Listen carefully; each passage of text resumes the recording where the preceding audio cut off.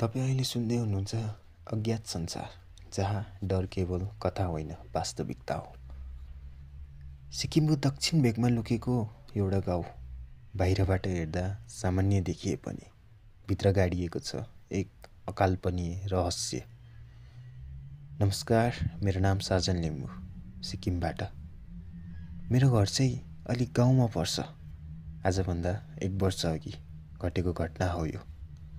हाम्रो घरभन्दा अलिक माथि एउटा पुरानो घर छ, जहाँ आजभन्दा अलिक वर्ष अघि त्यही घरका 4 जना सदस्यले छुट्टी छुट्टी समयमा आत्महत्या गरेर मरेका थिए। गाउँलेहरूका अनुसार त्यो घर वा त्यो घरको बाटोमा निकै अलौकिक घटनाहरू घट्ने गर्छन्। यस्तै एउटा साझाको कुरा हो। काकाहरूकोमा खसी काटेको हुनाले मासु लिनु आइज भनेर बोलाउनु भयो। काकाको घर हाम्रो घरभन्दा अलिक माथि थियो र काकाहरूको घर जाँदा त्यही पुरानो घर हुँदै जानु पर्थ्यो। म घरबाट हिँड्नु खोज्दा रातको करिब 8 बज्नु लागेको थियो।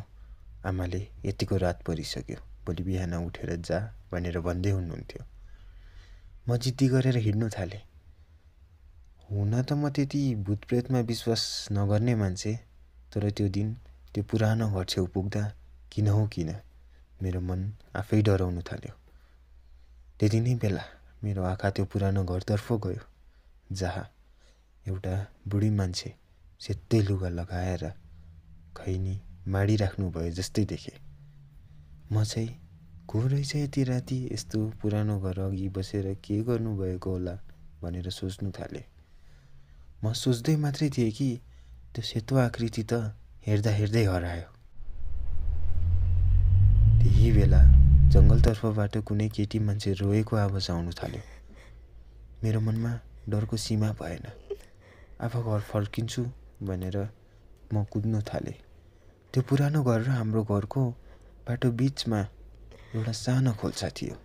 त्यो खोल्सा नकटुन्जेलसम्म त कोही मेरो पछाडि मसँगै कुदिरहेको अनुभव हुँदै थियो। जब म खोल्सा कटेँ, त्यसपछि त्यो आवाज र मेरो पछाडि हिँडिरहेको अनुभव पनि एक्कासी हराएर गयो। म आत्तिएर घर आएको देखेर आमाले के भयो बाबु भन्नुभयो। मैले आमालाई सबै भनेँ। त्यति नै बेला आमाले चुलामा गएर खरानीको टिका लगाइदिनु भयो र केही हुँदैन, सुत्नु जा भन्नुभयो। म पनि सुत्नु गएँ, तर निन्द्रा कहाँ लाग्नु र त्यही कुरा सुत्दा सोच्दै निदाएछु।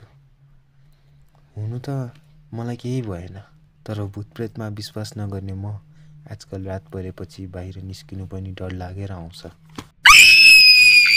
आशा छ तपाईँहरूले आजको श्रृङ्खला मन पर्यो होला। के कस्तो लाग्यो कमेन्ट गरिदिनु होला। र यदि हजुरहरूसँग भूतप्रेतका घटनाहरू घटेका छन् भने हामीलाई हाम्रो फेसबुक पेज अज्ञात संसार र इन्स्टा @अज्ञात संसारमा पठाउन सक्नुहुन्छ। And don't forget to like, share and subscribe this channel. भेट्नेछौँ अर्को श्रृङ्खलामा। हस्त धन्यवाद।